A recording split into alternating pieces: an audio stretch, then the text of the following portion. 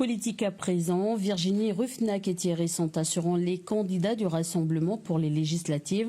L'annonce a été faite ce matin devant la presse. La chef du groupe Avenir en Confiance au Congrès est candidate pour la première circonscription. La seconde revient aux membres du 17e gouvernement Thierry Santa.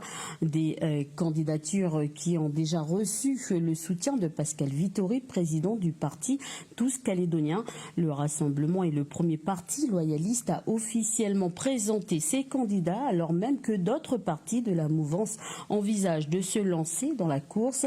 Mais selon les cadres du Rassemblement, l'absence de débat dans les institutions du pays actuellement les a confortés dans leur projet. Je vous propose d'écouter Thierry Santa, suivi de Virginie Ruffnack. Je vous propose de les écouter. Je suis convaincu que c'est par la diversité de nos idées qu'on va présenter donc aux Calédoniens à l'occasion de ce premier tour des élections législatives.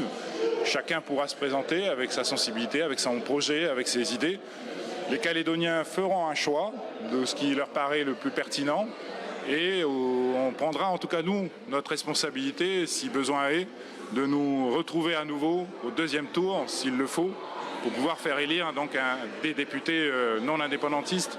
Mais l'objectif, c'est pas forcément ça, c'est surtout de pouvoir porter ensuite notre voix à l'Assemblée nationale. En effet, lorsque l'on voit ce qui se passe au Congrès hier, on a l'impression que quelque part la voix des Calédoniens n'est plus trop entendue et que ces campagnes sont aussi l'occasion de retourner sur le terrain et de leur redonner la parole au travers de ces élections pour faire des choix justement qui devront être respectés. Car les urnes ne mentent jamais et c'est notre objectif que d'aller convaincre les Calédoniens de la nécessité d'avoir une réforme de nos institutions, car on voit bien que ça ne fonctionne plus aujourd'hui, mais aussi d'améliorer leur vie au quotidien et de développer notre territoire après les 3 référendums que nous avons vécus.